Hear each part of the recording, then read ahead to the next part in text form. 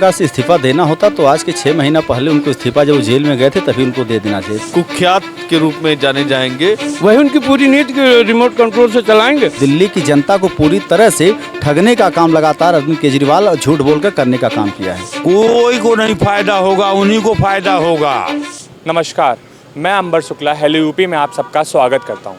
इस वक्त हम हजरतगंज चौराहे पर खड़े हैं। यहां पर हम लोगों से बात करेंगे। दिल्ली के मुख्यमंत्री अरविंद केजरीवाल ने इस्तीफा देने का फैसला किया है। देखना ये दिलचस्प होगा कि हमारी नई मुख्यमंत्री आतिशी जी होंगी। चलिए लोगों से बात करते हैं और इस बारे में जानते हैं। उन्होंने एक तरह से एक काला अध्याय प्रस्तुत किया है। एक इतिहास में कुख्यात के रूप में जाने जाएंगे कि बतौर भ्रष्टाचार के मामले में जब इनकी संलिप्तता की गई और वो जेल गए, जेल जाने के बाद जब उन्हें जमानत दी जा रही है तो सर्वोच्च न्यायालय की टिप्पणी के बाद उन्हें जमानत मिले तब वो इस्तीफा दे रहे हैं। पर अभी तक कोई जुर्म एकदम पक्का साबित नहीं हुआ है।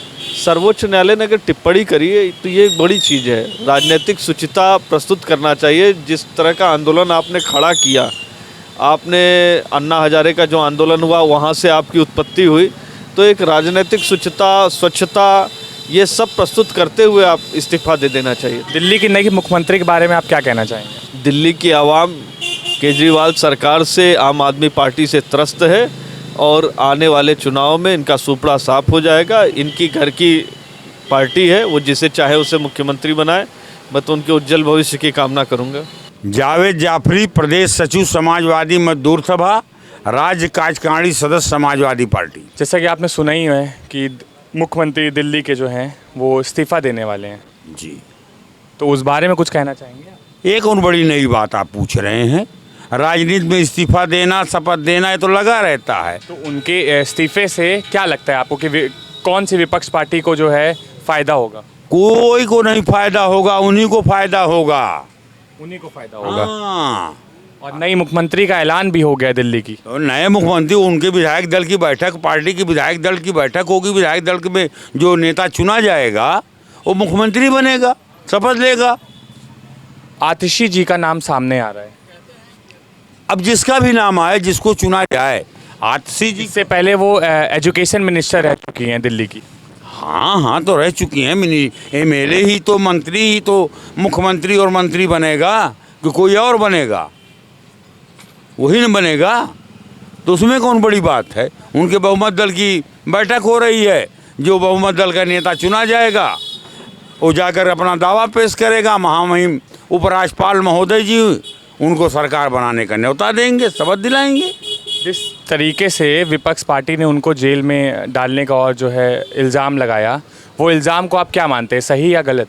ऐसा है, ये सरकार जो है देश की भावना से काम कर, और ये सरकार किसके बारे में कब क्या सोच ले और क्या कर दे ये कोई तय नहीं।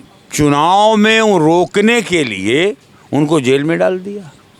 आरोप लगाना, प्रत्यारोप लगाना, सारा मीडिया उनका जैसे चाहे वैसे बना ले। बारे में तो साफ है कि जिस प्रकार से इस्तीफा देना होता तो आज के 6 महीना पहले उनको इस्तीफा जब वो जेल में गए थे तभी उनको दे देना चाहिए। ये एक संवैधानिक कुर्सी पे बैठे हुए व्यक्ति की नैतिक जिम्मेदारी है।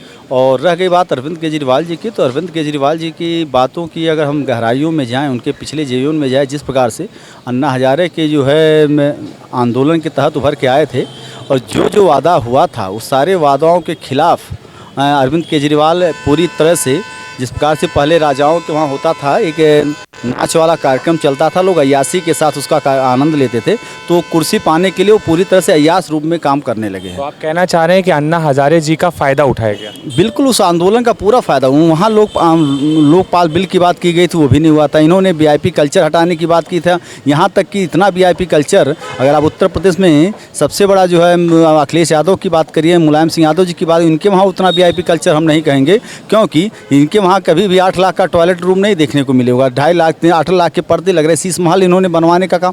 तो इस नाते जिस तरह से इन्होंने जनता के पैसे को अपने महल के रूम में या अपनी इस ऐशो आराम की ज़िंदगी जीने के लिए उन्होंने अरविंद केजरीवाल ने किया है, तो दिल्ली की जनता को पूरी तरह से ठगने का काम लगातार अरविंद केजरीवाल झूठ बोलकर करने का काम किया है। नहीं, वो भी नए मुख्यमंत्री का ऐलान, आतिशी जी नहीं मुख्यमंत्री। आज आतिशी जी, आप इस बात को भी आप देखिए, जिस प्रकार से आतिशी जी के मामले को एक जल शक्ति मंत्री के रूप में वो काम कर रहे थे, वो उन्होंने अपने दिल्ली एजुकेशन मिनिस्टर, दिल्ली की जनता को पानी के लिए कितना ने रुलाया है आतिशी जी, वो उस मंत्रालय को भी ना देख पाई। ये खाली एक दिखावा है जनता को, जिस प्रकार से हाथी के दांत होते हैं ना, एक दिखाने वाले एक खाने वाले, तो ये खाली दिखाने वाले काम है। और क्योंकि आतिशी जी मात्र खाली एक जैसे कार्यवाहक अध्यक्ष होता है, इस प्रकार से कार्यवाहक मुख्यमंत्री के रूप में लिया, काम सब अरविंद केजरीवाल करेंगे। वो तो सुप्रीम कोर्ट का डंडा पड़ा हुआ है। इस नाते अरविंद केजरीवाल मजबूरी में एक जिस प्रकार से मनमोहन सिंह जी प्राइम मिनिस्टर थे, बोलते कम थे, ऐसे आतिशी जी का काम वही है कि अरविंद केजरीवाल ही पूरा रिमोट कंट्रोल बन के रहे। 4 महीने बाद देखिए जब उनके पक्ष में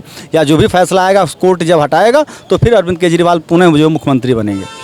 क्या लगता है आपको, विपक्षी किसी भी पार्टी को क्या इस चीज़ का फ़ायदा मिलेगा? नहीं, इसमें को हमें यही लगा कि जनता, दिल्ली की जनता ठगी महसूस करेगी और उसका शोषण पूरी तरह से अरविंद केजरीवाल आम आदमी पार्टी लगातार करेगी। पहले मुख्यमंत्री ऐसे हैं जिन्होंने जेल जाने के बाद भी इस्तीफा नहीं दिया अपने मुख्यमंत्री पद से। जी सर, ये एक तो ये सिस्टम है कि मतलब एक ज़बरदस्ती का, ठीक है चुनी हुई सरकार है, देना भी नहीं चाहिए, सम्मान तो रखना चाहिए पब्लिक का। नई मुख्यमंत्री का ऐलान हो गया, आतिशी जी नई मुख्यमंत्री हो सकती हैं। क्या लगता है आपको, कहीं वो रिमोट कंट्रोल बन के तो नहीं रह जाएंगे? श्योर रिमोट कंट्रोल श्योर है, वही उनकी पूरी नीति है, वही उनकी पूरी नीति कि रिमोट कंट्रोल से चलाएंगे और उसी तरह चलना जैसे चल रही थी सरकार। और बड़े लोगों का नाम क्यों नहीं लिया गया मुख्यमंत्री में?